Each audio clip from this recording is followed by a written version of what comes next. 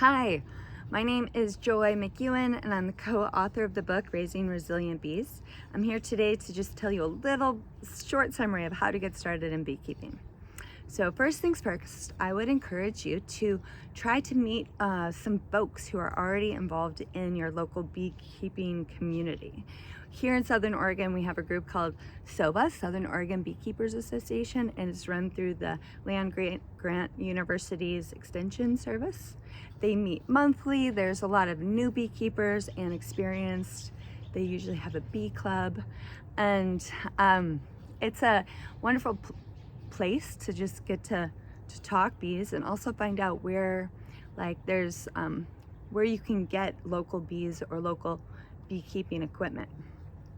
So next, I usually encourage people to get like a little book of some kind. I even recommend First Lessons of Beekeeping. It's a small book. It's pretty conventional, but at least it just it gets you going on a lot of new vocabulary is involved in beekeeping, and it's just going to make those bee clubs more fun when you're able to talk the talk.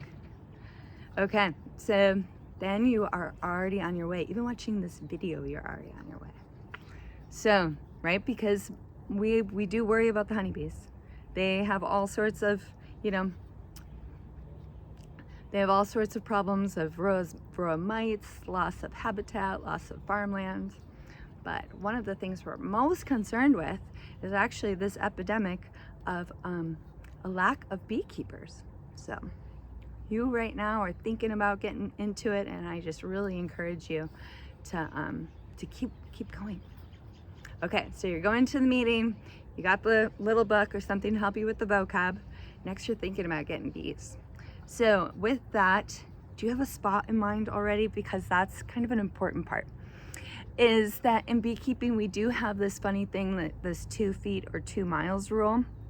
So if you have a spot in mind and it's looking good, and then you decide you want to move it 10 feet over, you have to move it like 1 foot a day. It takes a little time, or you have to completely move them off site to put them back into your preferred site.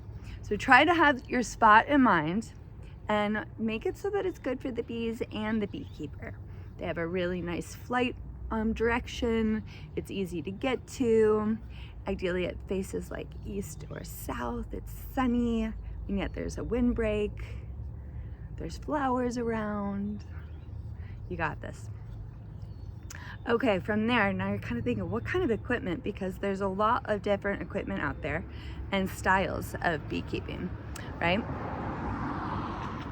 We follow like a Langstroth type of hive, and we have single box sizes, which are generally Western shallows or mediums, and we also work with 8 frames, and we have a divider board in the middle.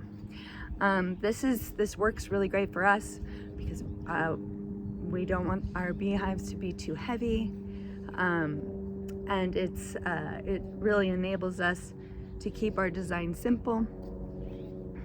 And one thing I'd really encourage you to look into is when you're looking into boxes of like, what is that material made of? We really work to have our wood be from like sustainably sourced cedar or redwood.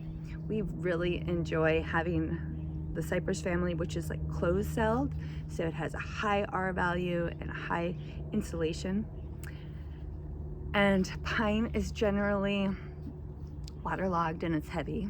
And bees do pretty well with both hot and cold, but they don't really like humidity. It's a lot for them to regulate in the winter. So then from there, we have either like would be our 3-sided frame, and this we allow the bees to just draw out their comb, or we have what would be a 4-sided frame. And our 4-sided frame works really great because it's hardy and it can go through the extractor, and we're really into making honey. All right, well, I hope that helps. Good luck on your journey. The most important thing is to know that it is a journey, not a destination. You're gonna learn along the way about your bees and about yourself, and you're gonna become just closer to nature, following the cycles and the seasons and watching the flowers. Have a great time.